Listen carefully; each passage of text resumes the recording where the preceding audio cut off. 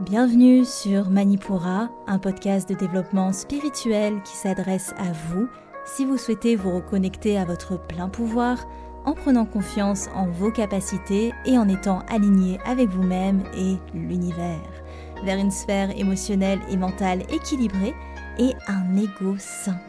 Je suis Amba, énergéticienne, tarot, astrologue et ma mission est de vous aider à développer toutes les ressources déjà en vous. À travers des outils comme l'énergétique, l'astrologie et la cartomancie, mon objectif est de vous rendre acteur de votre mieux-être et indépendant sur le chemin de votre spiritualité. Je vous souhaite une excellente écoute. Bonjour à tous et bienvenue sur le podcast Manipura. Je suis ravie de vous retrouver aujourd'hui pour ce nouvel épisode thématique qui est le premier d'une toute nouvelle série. Alors j'aime bien faire des séries sur le podcast et pas tout le temps, mais c'est sympa, je trouve. On avait déjà fait une série sur les corps subtils, qui est la première série qu'on ait faite sur le podcast. On a fait une autre série sur la méditation, si je me souviens bien. Il y a tellement d'épisodes maintenant que même moi j'ai du mal à m'y retrouver. Une autre série sur le protocole énergétique qui, vous allez voir, va beaucoup nous servir pour cette nouvelle série qu'on commence avec ce premier épisode, qui est une série sur les sens subtils. Alors, vous avez été nombreux à voter sur Instagram, et d'ailleurs, si vous n'êtes pas sur Instagram, n'hésitez pas à venir nous rejoindre, c'est amba.manipura, mon compte, le compte du podcast, parce que ça vous permet de choisir les épisodes qui sont mis en ligne. J'avais fait un sondage et c'est la série sur les sens subtils qui a gagné. Donc on va commencer cette toute nouvelle série. Ça va être très très cool et surtout ça fait vraiment sens et cohérence, si je peux dire, après toute la série sur les protocoles énergétiques où on a bien installé l'idée de comprendre votre énergie, de la travailler au quotidien. Et vous allez voir que plus vous allez travailler votre énergie au quotidien, notamment via ce protocole, plus les sens subtils vont être, ou sont peut-être déjà, installés, vont se mettre en place dans votre pratique. Vous l'aurez compris, c'est une série énergétique pour vous apprendre et à être dans vos premiers pas de la pratique de l'énergétique. Avant de commencer, avant de nous lancer dans l'explication de cette série, je vous lis comme d'habitude un avis qui m'a été laissé par une Emmanuelle, encore une fois, qui a dit: j'ai fait un soin énergétique et une lecture astrologique avec Amba. Ses retours sont toujours très complets, éclairants et d'une grande justesse. Elle est une personne bienveillante et très professionnelle qui pose avec beaucoup de douceur des mots sur nos expériences de vie et nos questionnements. Je la recommande sans hésiter et je ferai de nouveau appel à elle. Et pour reprendre sa phrase signature, merci d'être là, merci d'être toi. Amba. Merci beaucoup Emmanuel. Oui, ceux qui sont sur la newsletter savent ma petite signature. Merci beaucoup, ça me touche énormément comme d'habitude. Tous ceux qui prennent le temps d'écrire un avis, merci encore. Toutes vos interactions aident énormément le contenu Manipura et aussi Manipura à se développer tout simplement. Donc merci énormément.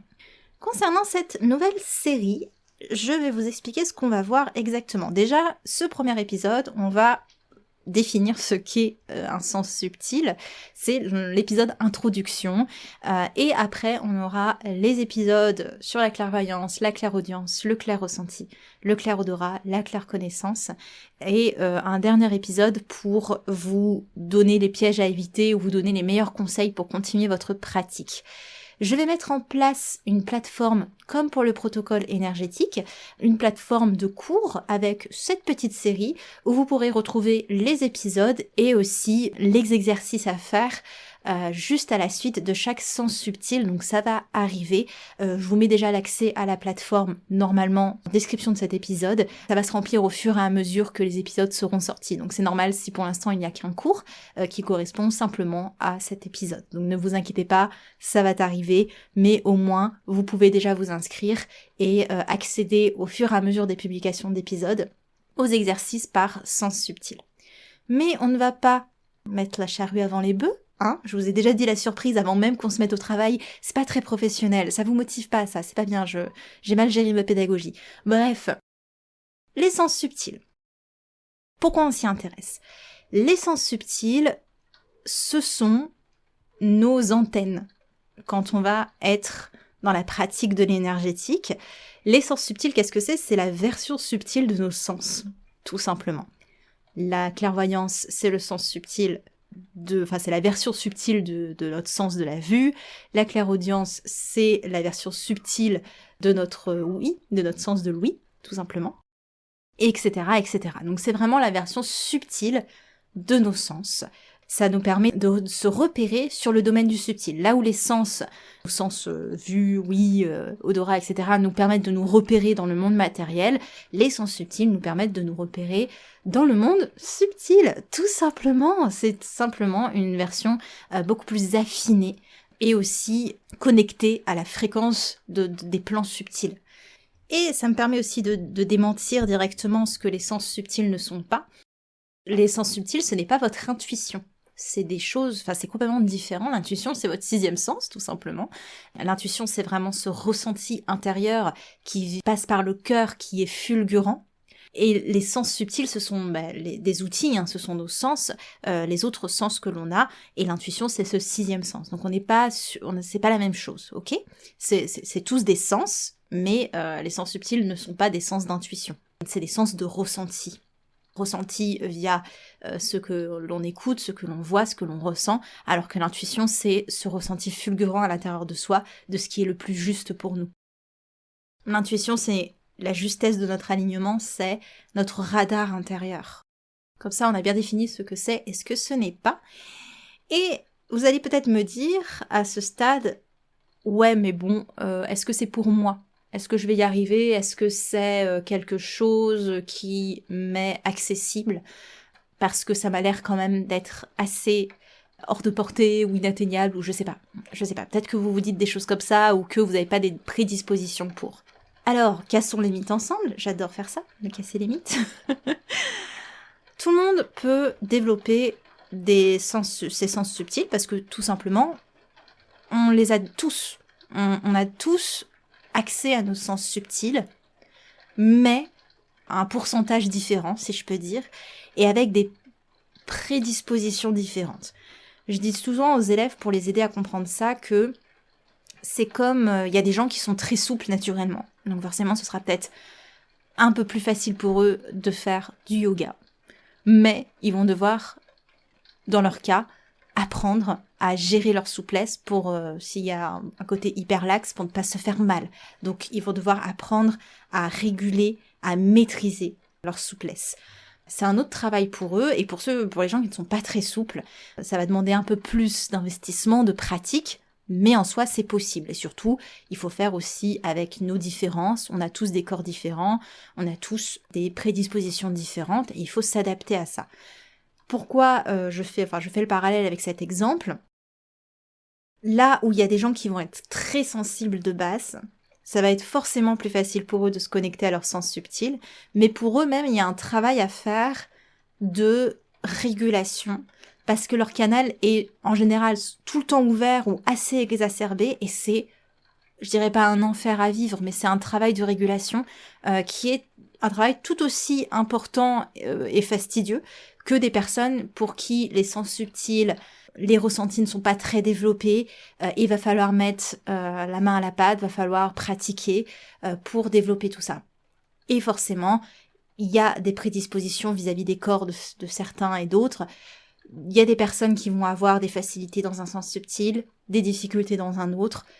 On fait en fonction de ce que l'on est, de ce qui nous est donné, de ce qui est le plus intuitif et parfois le plus ardu pour nous. C'est normal qu'il y ait des différences, c'est normal qu'on ne soit pas tous à la même échelle, et bien heureusement, parce que ça fait aussi la richesse de nos apprentissages, on apprend les uns et des autres, et c'est très cool.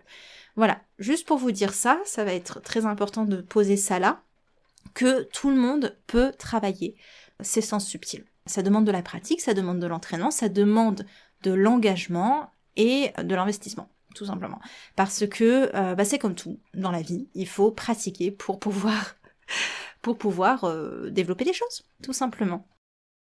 Ne vous découragez pas si c'est pas intuitif dès le départ, ou au contraire si c'est extrêmement intuitif, je dirais d'avoir cette prise de recul nécessaire pour ne pas aller trop loin et du coup que ce soit ingérable. On va en parler, on va voir tout ça ensemble, ne vous inquiétez pas.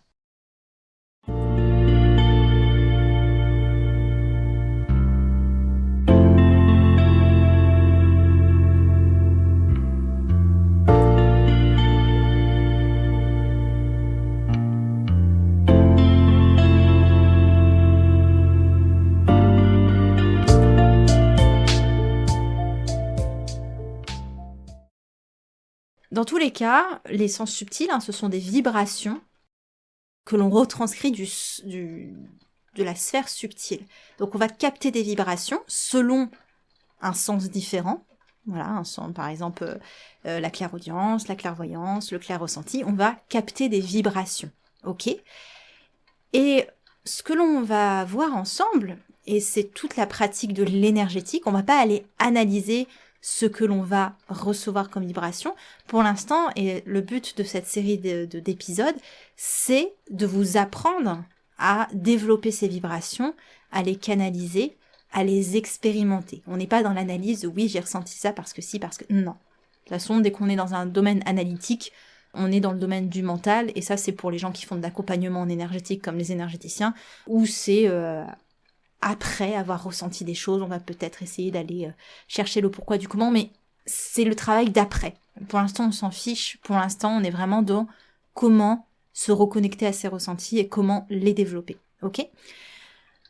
Donc, on a vu que tout le monde peut le faire, c'est pas réservé à des élus, c'est pas réservé... Alors, il y a des gens qui ont des facilités, c'est comme tout, mais c'est pas un don parce que on y est tous connectés instinctivement, notamment dans notre jeunesse. Quand on est enfant, on a vraiment cette facilité de connexion au sens subtil que l'on va désapprendre au fur et à mesure, parce que on expérimente la matière.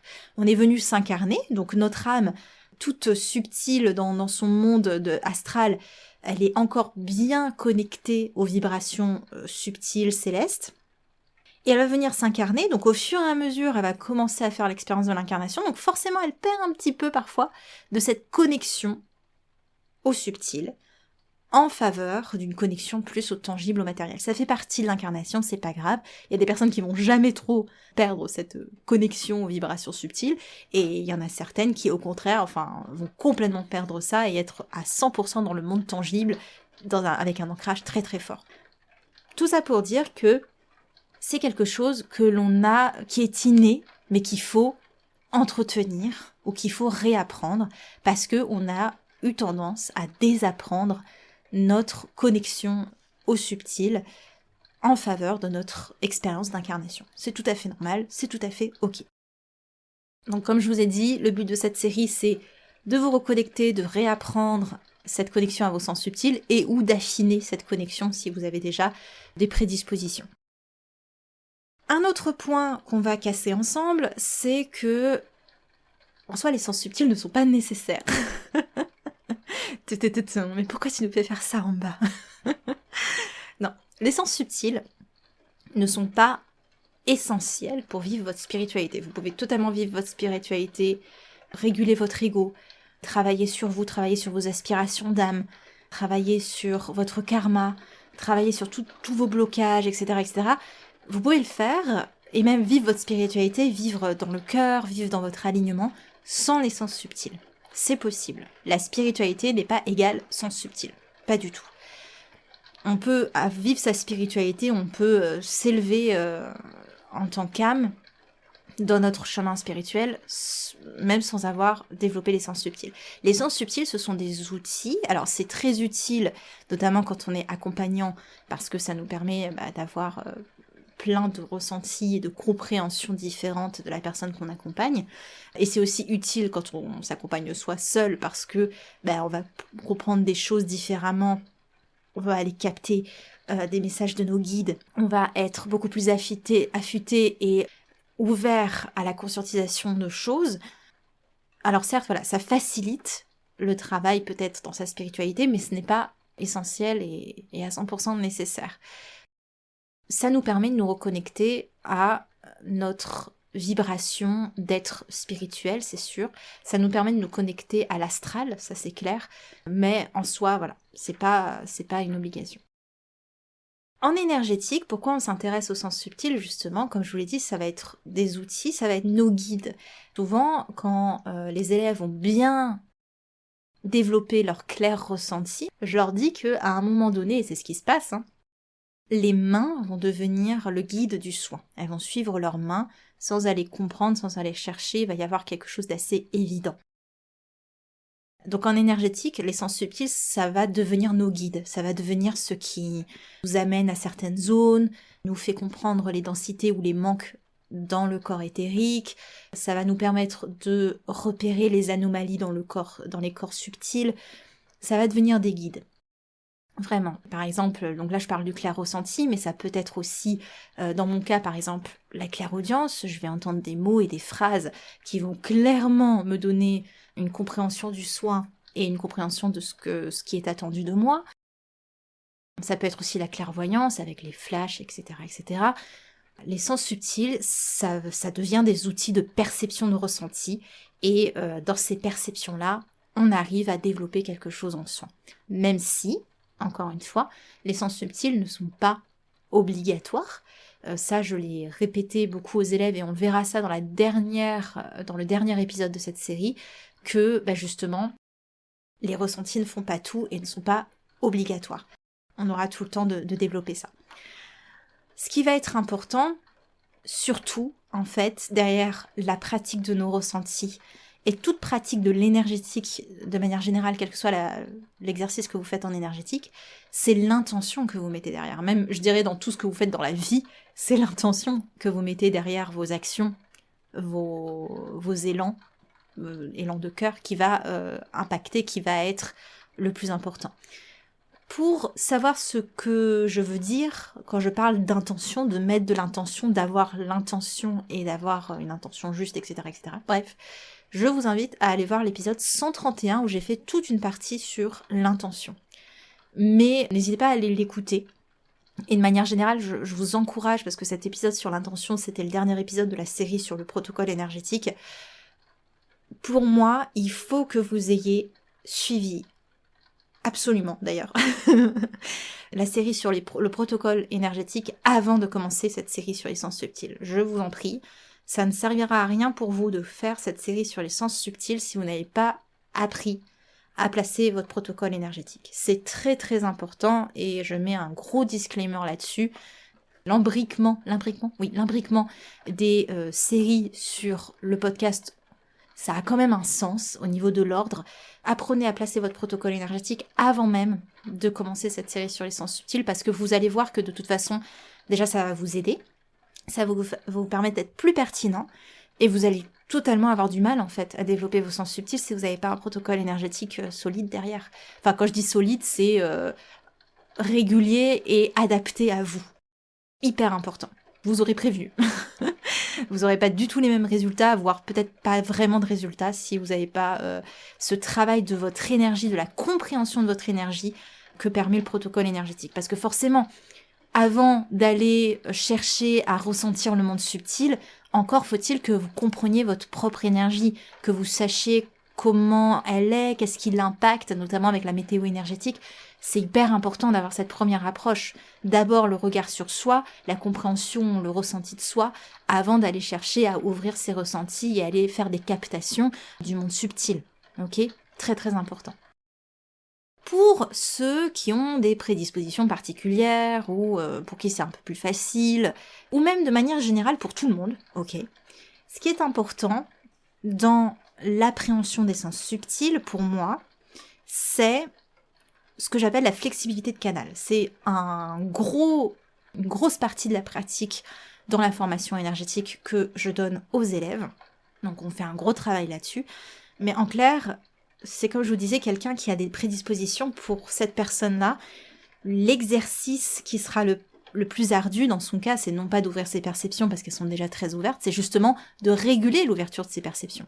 Il n'y a rien de pire à vivre qu'un canal qui est tout le temps ouvert. C'est un enfer sur Terre. Parce qu'on est sur Terre. Donc on ne peut pas vivre le tangible si notre canal subtil est H24 ouvert. Pour connaître des gens qui sont dans cette disposition-là, c'est des gens qui ont énormément de mal à être dans leur incarnation, pour qui c'est une souffrance presque. Sans vouloir... l'idée, c'est pas de faire de la mégalomanie, enfin bref.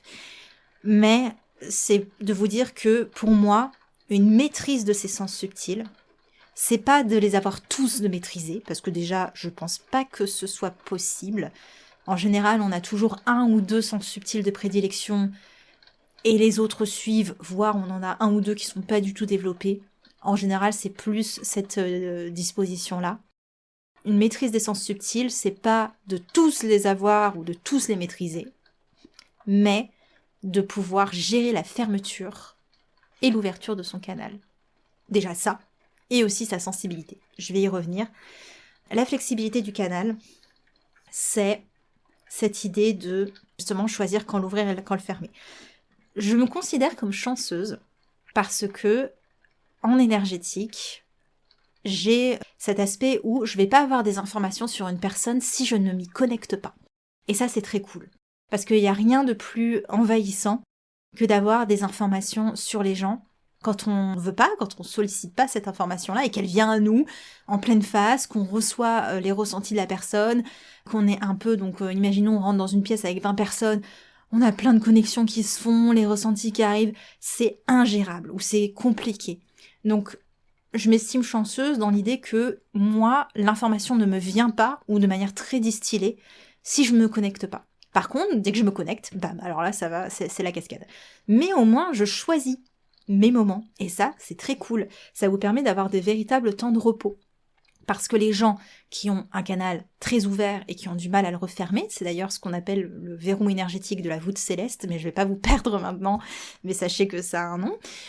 Eh ben, c'est des gens qui, par exemple, imaginons que vous avez clairvoyance qui est très développée, notamment dans la vision éthérique, on va en reparler des sous-types de sens subtils, parce que oui, il y a des sous-types. C'est des gens qui, par exemple, quand ils vont aller dormir, eh ben, ils vont voir un esprit, ou ils vont entendre des entités parler. C'est pas possible, quoi. Non, on va dans la chambre, c'est le moment du repos, ok ? Personne n'y rentre, on nous laisse tranquille. Là, je vais dans des trucs extrêmes, mais sachez que voilà, c'est quand même une chance de pouvoir avoir un canal fermé qu'on va apprendre à ouvrir, plutôt qu'un canal qui est tout le temps ouvert, qu'il va falloir apprendre à fermer. C'est plus dur dans ce sens-là. Mais un canal, je dirais pas en bonne santé, mais en tout cas maîtrisé. Voilà, un canal maîtrisé, c'est un canal avec une flexibilité, ouverture et fermeture. Et autre point de ce canal, c'est la sensibilité du canal, c'est-à-dire de pouvoir gérer, un petit peu comme une jauge, un petit peu comme une molette, la sensibilité de son canal. Par exemple, moi, quand je travaillais dans le salariat, je mettais ma sensibilité à 10%, quoi, parce que c'était pas le moment d'avoir des ressentis subtils. Par contre, à un moment, je me connecte et j'estime que là, je veux ouvrir mon canal et je veux avoir ma sensibilité à 100%, si je peux dire. C'est pas si mécanique que ça, hein, évidemment. C'est pour vous imager le truc. Imager le truc. Et ben, je vais pouvoir régler ma sensibilité du canal, pour qu'elle soit un peu plus forte. Et ça va être beaucoup avec notamment Sahasrara Chakra, le coronal, et aussi Ajna Chakra, le chakra du troisième œil, où on va pouvoir réguler la réception des chakras. Okay, les chakras, c'est vraiment nos moteurs qui vont venir justement émettre ou recevoir une information énergétique en fonction de la fréquence sur laquelle ils sont, en fonction de la fréquence à laquelle ils sont prévus, c'est-à-dire que votre chakra racine, Muladhara, il n'est pas du tout sur la même fréquence que le Sahasrara, le chakra coronal. Ils ont des fréquences différentes, donc ils vont recevoir et émettre des vibrations différentes. Mais bon, tous les chakras se répondent entre eux. Bref, je vais pas vous perdre dans les chakras maintenant. Oula, qu'est-ce que je suis en train de faire ? Non. Mais c'est vrai que c'est important de vous en parler quand même, parce que les chakras, c'est quand même les centres d'émission et de réception du corps éthérique. Rappelez-vous la série sur les sur les corps subtils. Encore une fois, il y a un ordre qui est logique dans le podcast. Si vous n'avez pas vu, si vous n'avez pas écouté, la série sur les corps subtils, peut-être ce que je vous dis là, mais c'est du charabia, quoi. Donc vraiment, prenez le temps d'aller voir les autres séries avant si vous les avez pas écoutées. C'est vrai que voilà, les chakras, ce sont des émetteurs et des récepteurs de vibrations en fonction de la fréquence pour laquelle ils sont prévus, qui vont justement faire le lien entre nous et notre environnement. Donc c'est par eux qu'on va recevoir des informations, sachez-le. Ce sont les moteurs et les sens subtils, c'est vraiment les outils qui nous permettent ces perceptions. Ok. Waouh. C'est un épisode d'introduction, mais c'est hyper important de vous dire qu'est-ce qu'il en est en fait, avant qu'on commence à aller voir les sens subtils un à un.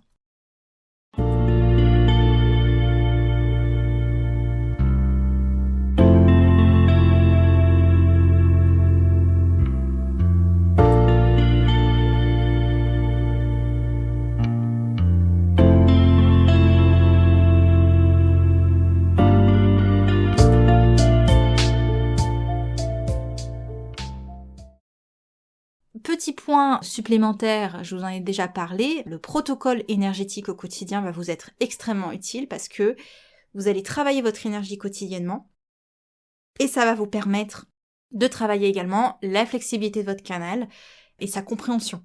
Le protocole énergétique va être une base solide sur laquelle vous allez pouvoir vous reposer pour comprendre votre énergie et ensuite être beaucoup plus à l'affût et à l'écoute de vos sens subtils, de vos ressentis subtils. Ok ? Enfin, les sens subtils permettent de capter des ressentis subtils. Ok ? Comme vos sens tangibles permettent de capter, d'interagir avec des ressentis tangibles. Ok ? Genre je vois ma lampe là qui est devant moi, ça c'est mes yeux. Par contre, la densité de la lampe, que vraiment on peut parler d'aura si ça peut vous aider autour de la lampe, ça c'est du subtil, donc c'est ma claire vision qui va me permettre de capter ce ressenti subtil. Là on a vu les raisons, le pourquoi du comment, etc., etc. Maintenant, je vais vous parler quand même de quelques freins qui peuvent apparaître au niveau du développement de vos sens subtils. Je suis sûre qu'il y en a, quand j'ai parlé de voir des entités tout à l'heure, qui se sont dit « No way, je veux pas du tout développer ça, laisse-moi tranquille en bas. » Non, non, non, non. Entendre des entités, no way. Calmez-vous, tout va bien se passer. J'ai pris des exemples extrêmes exprès, mais bon, en général, c'est pas si direct que ça. Et surtout, c'est pas horrible. C'est-à-dire que les freins, alors il y a plusieurs freins qui peuvent nous stopper dans le développement de nos sens subtils, notamment peut-être que vous avez été dans le cas, parce que j'en ai beaucoup de mes élèves où c'est comme ça, j'ai eu beaucoup de ressentis dans mon enfance, j'ai eu peur, j'ai tout coupé, et là maintenant j'essaye de me reconnecter à ces ressentis de manière cadrée, et c'est pour ça que j'ai fait ta formation, etc., etc. Merci à mes élèves, c'est trop cool. Mais souvent, voilà, il y a des peurs derrière qui font que souvent c'est des appréhensions parce qu'on sait pas trop, en fait on sait pas. C'est des zones inconnues, ces ressentis subtils, c'est qu'on a mis dans le placard ou auxquels on s'est déconnecté depuis l'enfance. Donc c'est des zones inconnues. On n'a plus l'habitude et du coup le confort de s'y trouver dans ces ressentis subtils. Et aussi, on a une bonne dose de croyances collectives, de croyances de l'inconscient collectif, qui lie le subtil à quelque chose d'inquiétant, de folklorique, avec des entités qui sont prêtes à nous mettre des coups de couteau toutes les 5 secondes, ou à nous posséder. Enfin, des trucs, vraiment, on se dit, oula, non, il faut arrêter de regarder des films d'horreur. Non mais... Bon, je me moque volontairement, mais c'est pas méchant, mais c'est juste pour vous dire que il y a souvent les appréhensions que l'on a, demandez-vous d'où elles viennent. Souvent aussi, c'est des expériences qu'on a eues peut-être petit, mais il faut vous dire que maintenant vous avez grandi. C'est-à-dire que vous avez beaucoup plus de regard, d'objectivité, d'assise en vous-même pour gérer les situations, là où quand vous étiez petit, vous les avez peut-être pas. Quand vous étiez petit, vous avez peut-être pas eu le soutien ou la possibilité d'en parler. Maintenant, certainement, vous avez beaucoup de contenu spirituel ou de personnes dans la spiritualité autour de vous auxquelles vous pouvez, enfin avec qui vous pouvez ouvrir la parole, interagir. Donc vous n'êtes pas seul, vous êtes soutenu et surtout, voilà, c'est une découverte de soi-même, tout simplement. C'est une part de nous, donc faut pas en avoir peur. Et c'est même une part qui nous permet d'interagir avec ce subtil et d'être nourri par lui. C'est pas l'idée que le subtil va nous prendre quelque chose une fois qu'on va se connecter à lui. Évidemment, il faut bien travailler sa protection, son ancrage, ça on n'oublie pas, ça fait partie du protocole. Mais ça, c'est pour rester dans notre assise terrestre pendant qu'on va être dans la perception de ressentis subtils. C'est important de garder son assise, c'est normal, on est incarné. On garde son assise d'incarnation avant d'aller interagir dans le subtil. Mais voilà, ce subtil, il n'est pas là pour nous prendre quelque chose, c'est une interaction, c'est un échange. Je dis souvent aux élèves que l'énergétique, c'est rien de plus, enfin c'est beaucoup de choses, mais c'est apprendre une nouvelle forme de langage qui ne passe pas par des mots, qui n'est pas dans la limite des mots, parce que bon Dieu que les mots sont limités, même si c'est magique et magnifique, ça reste quand même quelque chose de limité. C'est un langage qui est très vaste, infini même, et qui permet une interaction beaucoup plus riche, beaucoup plus nourrissante, et une expérience incroyable de choses qu'on n'aurait même pas prévues, même pas conscientisées, même pas connues, enfin même pas pensées possibles. dites-vous que ça va plus vous ouvrir des portes que vous enfermer, et que ça va plus vous donner de l'énergie que vous en prendre. Évidemment, si vous avez une bonne gestion de votre énergie, / protocole énergétique. Non mais je le dirai plein de fois parce que c'est important. Comme ça, vous n'allez pas dire que je vous ai pas prévenu. Voilà. On a aussi les freins que l'on peut... Donc ça, c'est les freins de l'ego, hein, les peurs, les croyances de l'inconscient collectif, etc., etc. Il peut y avoir quelques peurs aussi karmiques, c'est-à-dire, voilà, si vous avez déjà eu des expériences, comme j'ai dit, dans la petite enfance, ou même dans des vies antérieures, avec le subtil, etc. Il peut y avoir plein de petits freins comme ça. Ça peut être intéressant de voir si vous avez des peurs vis-à-vis de ce sujet-là, d'où est-ce qu'elles... Alors, peut-être pas d'où est-ce qu'elles viennent, mais qu'est-ce qui les déclenche. Ok, quel type d'interaction. C'est une voie d'exploration qui peut être intéressante. Mais on a aussi des freins dits plus de l'ego spirituel. Est-ce que j'en ai fait un épisode sur l'ego spirituel ? Je ne crois pas. Je vous ai fait des épisodes sur l'ego basique, mais pas sur l'ego spirituel. À voir, ok. Pour l'instant, on est sur une nouvelle série. Je me le noterai pour plus tard, ok ? Promis, je le note. Regardez, je le note. Vous voyez pas, mais je le note. Donc, les freins de l'ego spirituel... ça va plus être cette idée que il faut comprendre que ce que vous allez ressentir, c'est pas parce que vous le ressentez que c'est une vérité absolue. Par exemple, dans une conversation dans votre vie, là, réelle, tangible, hein, dans votre réalité tangible, pardon, vous allez peut-être entendre une conversation et vous allez entendre le mot une injure, voilà. Mais peut-être qu'en fait, en réécoutant la conversation, c'était un autre mot, mais que vous avez interprété différemment. Mon exemple est un peu bancal, mais c'est pour vous expliquer que ce que vous allez ressentir, ce n'est pas une vérité absolue. Ce qu'on va chercher dans l'interaction avec les sens subtils, c'est la justesse, c'est-à-dire qu'est-ce qui est juste sur le moment, dans ce que j'ai pu ressentir, mais de pas en faire une vérité absolue. Par exemple, en soins, j'ai capté que cette personne-là, il y avait un désordre psychisme. J'en ai parlé d'ailleurs, j'ai fait un reel vis-à-vis de ça sur Instagram. Sachez que je suis très active sur Instagram, hein. Il y a un reel par semaine, une vidéo par semaine. La dernière vidéo en date, en général je fais des petits retours de soins, j'explique ce qui s'est passé dans certains soins, de manière évidemment totalement anonyme, hein, pour la personne, parce que ça permet une petite rétrospective, et comme j'ai beaucoup d'apprentis énergéticiens qui me suivent, ça leur donne un enrichissement de la pratique. Et je parlais de cette expérience où une personne attendait que je ressente une de ses pathologies psychiques, et voilà, en clair, que je fasse un diagnostic. Mais j'ai expliqué à cette personne que déjà, en tant qu'énergéticien, on n'est pas là pour mettre des diagnostics parce qu'on n'est pas psychologue, tout simplement, mais aussi que ce que je vais capter de la personne, et c'est vrai que j'avais capté beaucoup de dispersion au niveau du mental, c'est un ressenti, mais de là à en faire une vérité en me disant que c'est inscrit dans une pathologie, etc. En fait, de là à y mettre faire une analyse et à y mettre un résultat, il y a vraiment un monde. Il faut faire attention à ça. Donc, ce que vous allez ressentir, c'est pas une vérité absolue, mais c'est un ressenti, la justesse d'un ressenti en l'instant. Ok ? Soyez toujours ouverts à remettre en question vos ressentis, parce que c'est ça aussi qui va vous permettre d'être flexible, de pas vous borner, de pas statuer, et du coup de vous bloquer dans vos perceptions, parce que vous serez dans une notion de certitude. Il ne faut pas forcément être dans la certitude, faut être dans l'ouverture de ce qui est et de ce qui vient à vous. Ok ? Et la transition est toute trouvée pour un autre frein qu'on peut trouver dans l'ego spirituel, à savoir que tout ce que vous allez ressentir n'a pas pour vocation d'être utilisé, d'être analysé ou d'être compris. En soi, rien n'a besoin d'être compris même.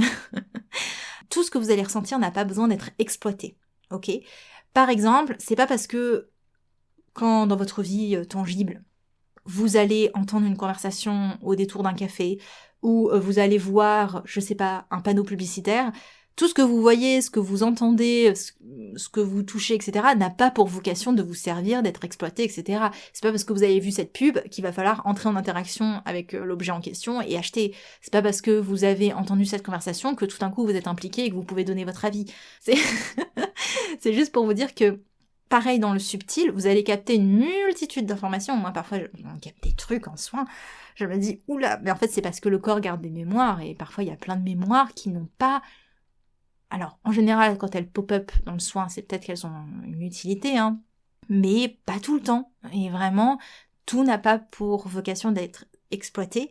et encore moins d'être analysé ou compris. En énergétique, on est vraiment dans une pratique subtile de déplacement et de transmutation d'énergie, si je dégrossis vraiment la pratique. Et le travail d'analyse et de compréhension vient après, si nécessaire. Mais pour pratiquer l'énergétique, il n'y a pas besoin d'analyser l'énergie. Il y a juste besoin d'apporter une réponse énergétique adaptée en fonction de ce qu'on capte. Par exemple, on capte un déséquilibre, et on va venir rééquilibrer selon une méthode de notre choix. Mais pourquoi il y a eu un déséquilibre ? Ça, c'est un travail qu'on peut faire en énergétique, mais qui vient a posteriori, donc qui vient après en fait, et auquel on n'a pas besoin de s'intéresser forcément pour traiter la source du déséquilibre, mais auquel il sera intéressant de s'intéresser plus tard ou en deuxième temps pour travailler le blocage s'il est récurrent, s'il se réinstalle, s'il revient. Ok ? Un dernier frein de l'ego spirituel, ça se découle aussi de ce que je viens de parler, c'est le fait de rester neutre dans la posture de canal. C'est peut-être la chose la plus difficile quand on est débutant en énergétique, c'est de rester le plus neutre possible, de pas être dans l'emballement du mental qui va essayer d'analyser, de ne pas être dans l'emballement de l'émotion qui va chercher à répondre au ressenti que l'on a eu, etc., etc. Donc c'est vraiment de rester neutre dans sa posture de canal, de dire « Ok, je reçois quelque chose, il y a des choses que j'aimais aussi, ça s'arrête là ». Ça va vous permettre de ne pas justement entrer dans l'analyse des ressentis juste après, de simplement voir ce qui vient à vous, de voir ce que vous pouvez émettre en retour s'il y a un échange au niveau du ressenti que vous voulez avoir.